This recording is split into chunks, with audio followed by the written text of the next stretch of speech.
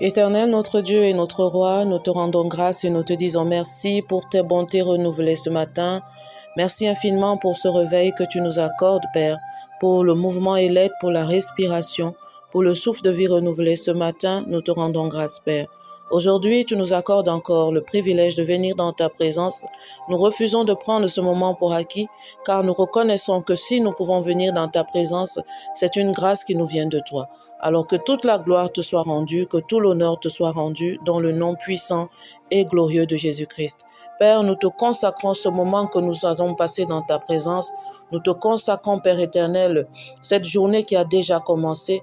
Nous te consacrons nos pensées, nous te consacrons ce que nous ferons afin que tu viennes accomplir au-delà de ce que nous pouvons penser ou imaginer. Alors que nous avons pris, Père, conscience du fait que c'est toi qui es capable d'accomplir ton œuvre parfaite dans nos vies, nous avons pris la décision ce matin et depuis hier de pouvoir marcher dans ta volonté, d'obéir à ta parole, de lâcher totalement prise afin de te laisser être Dieu dans chaque situation de nos vies. Nous reconnaissons que lorsque tu prends, Père, le contrôle de nos vies, les situations s'améliorent. Nous reconnaissons que, Père éternel, nous allons de gloire en gloire. Nous reconnaissons que, Père éternel, nous voyons les portes s'ouvrir devant nous, des opportunités nouvelles, alors que toute la gloire te soit rendue ce matin dans le nom puissant et glorieux de Jésus-Christ.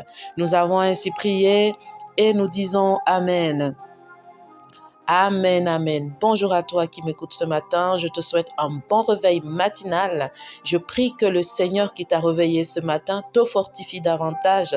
Quelles que soient les situations que tu vas affronter aujourd'hui, je crois que Dieu qui a fait cette journée, il dit dans sa parole que ses bontés se renouvellent chaque matin.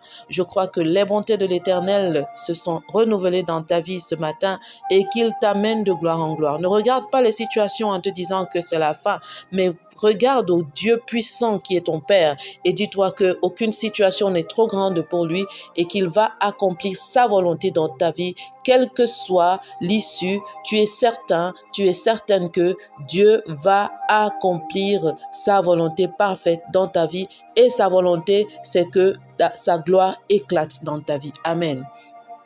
Ce matin encore, nous allons poursuivre dans notre série sur le lâcher-prise. Ce matin, nous allons lâcher prise car Dieu est Dieu. Amen. Pourquoi devons-nous lâcher prise? Bien-aimé dans le Seigneur, est-ce que tu ressens le besoin de tout contrôler? Comme moi à un moment. De vouloir comprendre chaque étape avant d'obéir, de chercher à tout planifier avant de faire confiance à Dieu. Nous vivons dans un monde où l'incertitude peut nous effrayer, mais arrête-toi et sache que Dieu est Dieu. Dieu est souverain, il règne au-dessus de tout et son plan pour ta vie est parfait. Lâcher prise, ce n'est pas abandonner la lutte, c'est remettre le combat entre les mains de celui qui ne perd jamais. C'est reconnaître que Dieu est plus grand que tes inquiétudes, tes plans et tes limites humaines. La parole de Dieu nous dit dans le psaume chapitre 46, dans son verset 11, « Arrêtez et sachez que je suis Dieu. » Aujourd'hui, nous allons prendre un moment pour apprendre comment lâcher prise, étape par étape. À la lumière de la parole de Dieu, nous allons également découvrir une histoire biblique qui illustre la puissance de l'abandon total à Dieu. Amen. Les étapes pour apprendre à lâcher prise. Premièrement, tu dois reconnaître que Dieu est souverain. Tu dois reconnaître que Dieu contrôle toutes choses. Rien ne lui échappe et son plan est parfait. Même quand tu ne comprends rien, tu dois reconnaître que Dieu est souverain. La parole de Dieu dans Ésaïe 55, du verset 8 au verset 9 nous dit « Car mes pensées ne sont pas vos pensées et vos voix ne sont pas mes voix, dit l'Éternel. » Tu dois reconnaître que Dieu est Dieu et il sait mieux que toi ce qui est bon pour ta vie. Tu dois, deuxièmement, déposer tes fardeaux à ses pieds. Tu es souvent fatigué parce que tu essayes de porter par toi-même tous tes fardeaux. Mais Jésus nous invite à déposer nos fardeaux à ses pieds. La parole de Dieu dans Matthieu 11, verset 28 nous dit « Venez à moi, vous tous qui êtes chargés et fatigués, je vous donnerai du repos. » Donc, tu dois venir apprendre à déposer tes peurs, tes inquiétudes, ton futur, tes plans, tes projets, toute situation aux pieds de Jésus. Tu dois refuser de porter toute seule ce qui ne t'appartient pas. Il y a des situations que tu ne peux pas contrôler. Viens déposer toutes ces situations aux pieds du Seigneur. Amen. Troisièmement, tu dois faire confiance à Dieu dans l'inconnu. Lâcher prise, c'est croire que Dieu tient l'avenir, même quand tu ne vois pas le chemin. La Bible dans Proverbes chapitre 3, du verset 5 au verset 6 nous dit « Confie-toi en l'Éternel de tout ton cœur et ne t'appuie pas sur ta sagesse. Choisis de marcher par la foi et non par la vue. Choisis de faire confiance à Dieu. Choisis de te confier à Dieu. Choisis de laisser Dieu être Dieu. » Quatrièmement, tu dois obéir sans tout comprendre. Parfois, Dieu nous demande d'agir alors que nous ne voyons pas encore la situation. L'obéissance précède souvent la provision divine. L'obéissance, c'est la clé. Amen. La parole de Dieu dans Hébreux, chapitre 11, au verset 8, nous dit « C'est par la foi qu'Abraham, lors de sa vocation, obéit et partit sans savoir où il allait. » Lorsque Dieu te donne une instruction, tu obéis. Tu n'as pas besoin de réfléchir à comment les choses vont se passer. Tu n'as pas besoin d'obéir à ce qui va se passer demain. La Bible dit que demain s'occupe de lui-même. Obéis, obéis, obéis. Choisis d'obéir même lorsque tu ne comprends pas.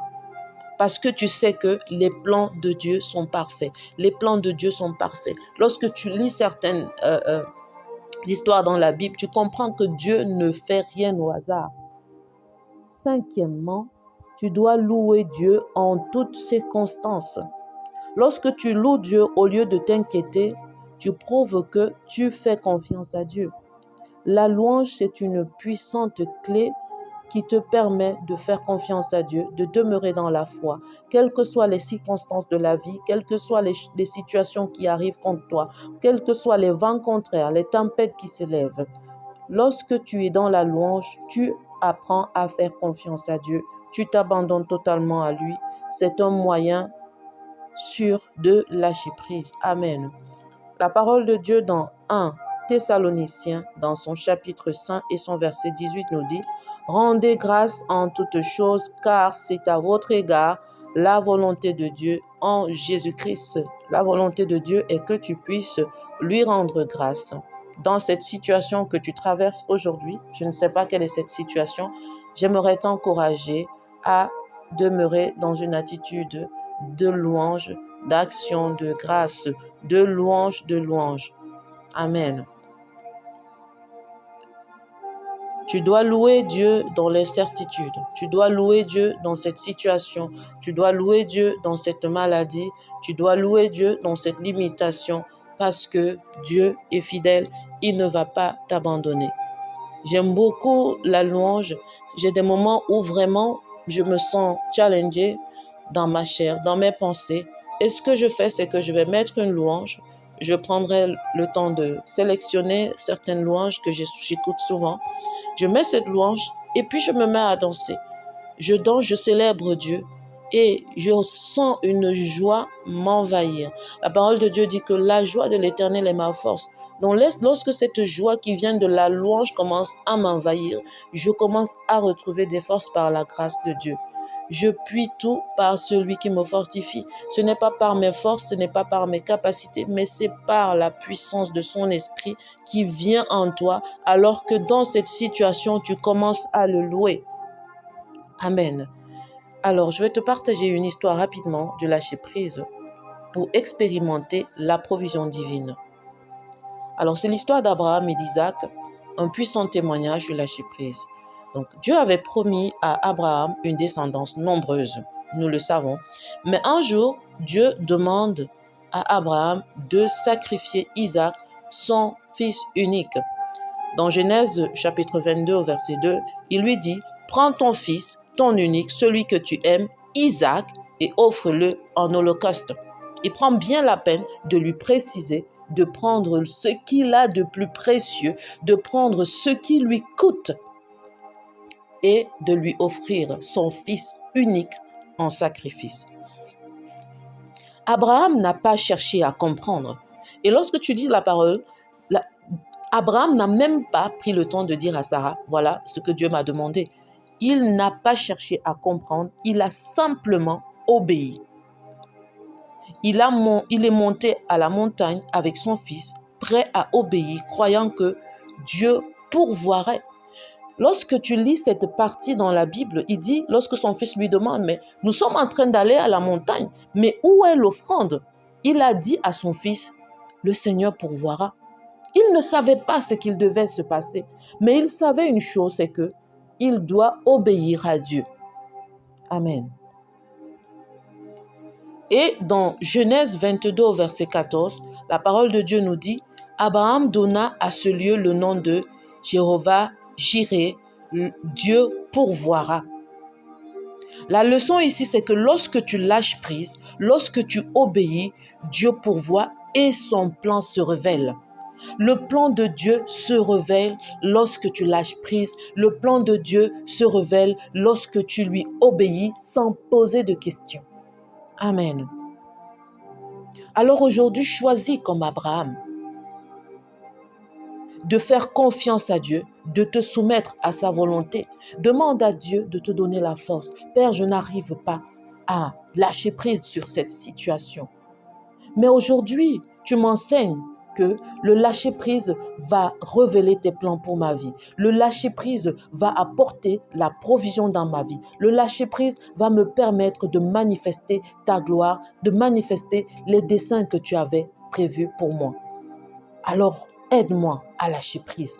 Saint-Esprit, aide-moi à lâcher prise dans cette situation, dans cette recherche d'emploi, dans ce désir de me marier, dans ce projet, dans cette situation. Apprends-moi à lâcher prise.